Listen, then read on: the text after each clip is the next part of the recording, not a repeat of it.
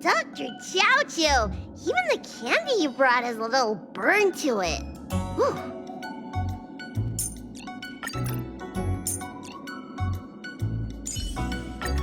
Dragon Lady, here's some candy for you.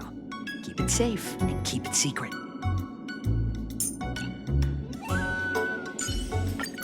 I have heard that Mr. JIAOQIU has a fascinating gaze. Perhaps today I'll be fortunate enough to see it.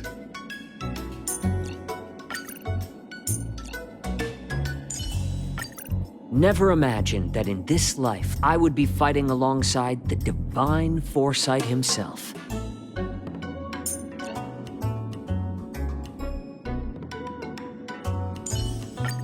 Uncle Jay! My mom sends her regards.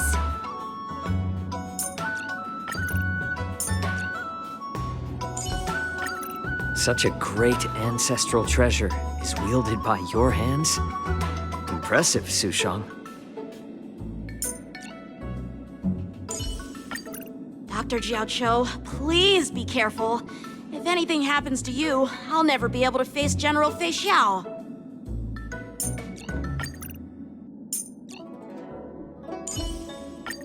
Safety first, YANQING.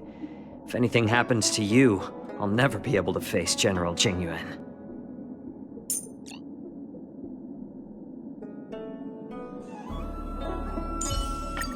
Are you okay? Grandpa always said it's bad to exercise after eating.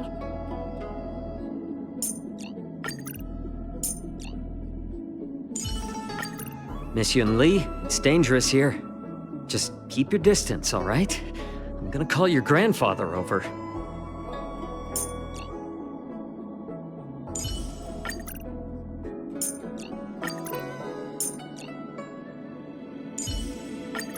With your skills, we'll get out of this in one piece. Right? General Fei Xiao is my benefactor and patient. A doctor's life belongs to his patient. I cannot leave this world before she's cured. My duty is to heal the general, and Moza's duty is to suppress her eagerness. That's why I'm in charge of cooking and medicine, and Moza handles all the dirty work. You see? Neither of us can slack off. Huh. How much of that smile of his is genuine? How much of it is hiding something? Every time I see him, I can't help but wonder. Of course, this isn't his problem. It's mine. In the entire alliance, Huaiyan is the most inscrutable of the generals. I've worked with him on more than a few occasions, but I can never seem to figure him out. When I first met Sushang, she was still in Suyi's arms, sucking her thumb. It feels like it was just yesterday when I was helping her skip classes and being scolded by Suyi. I'm getting old.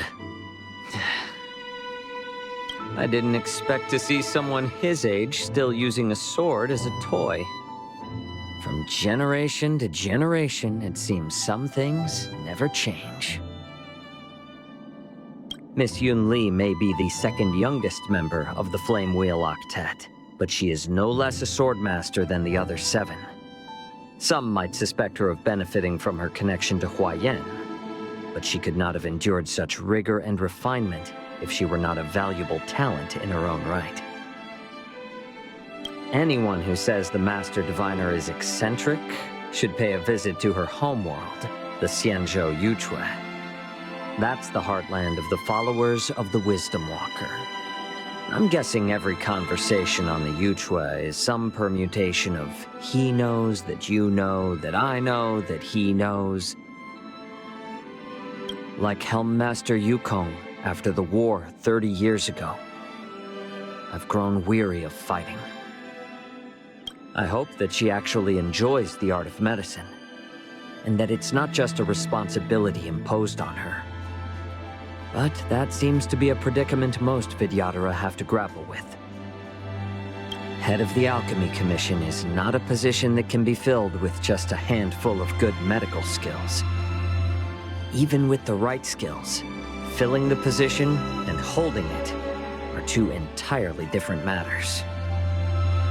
Wei Nai Fen might not realize it, but by living her life like a roaring fire, she also illuminates the lives of others, like the little flame under a hot pot. Those two sisters epitomize the failures of the Xianzhou Alliance. No one can live well, and no one can die well.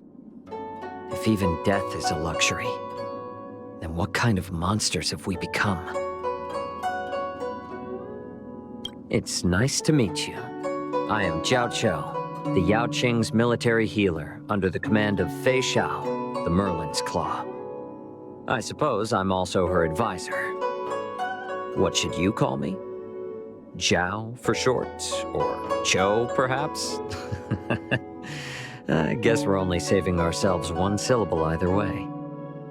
Why are you getting so skinny these days?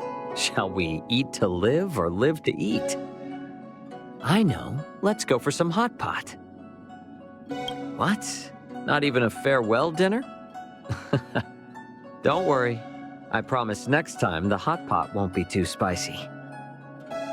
Though my medical expertise is derived from the culinary Ranjou tradition, it has become a discipline in its own right. After all, the YAOQING's traditional culinary medicine didn't make use of tools such as the 9-square grid. No matter how many times I say it, people always forget. Cooking is medicine, and making medicine is cooking. Using food to treat the sick is my specialty.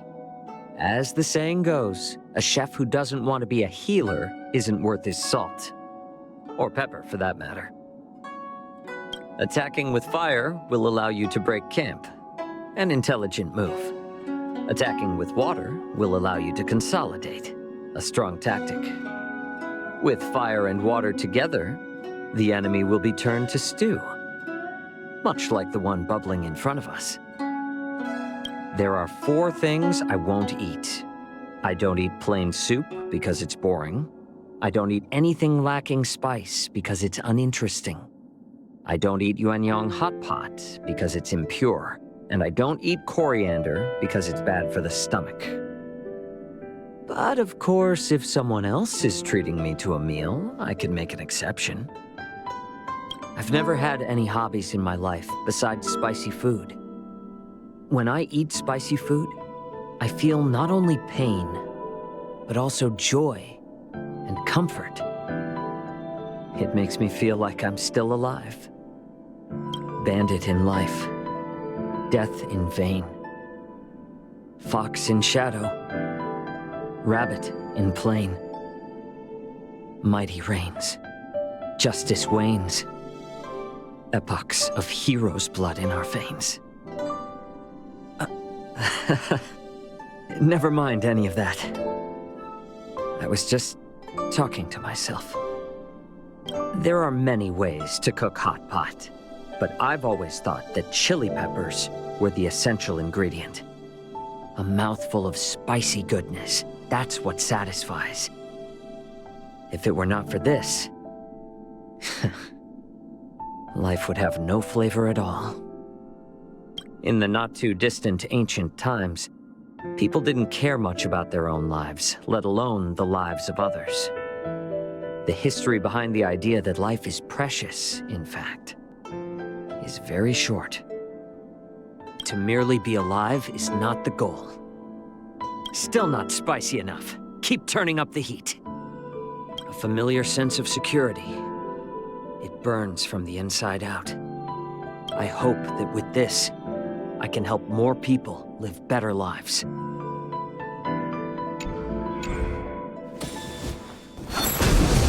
Slow simmer over low heat, quick stir fry over high heat.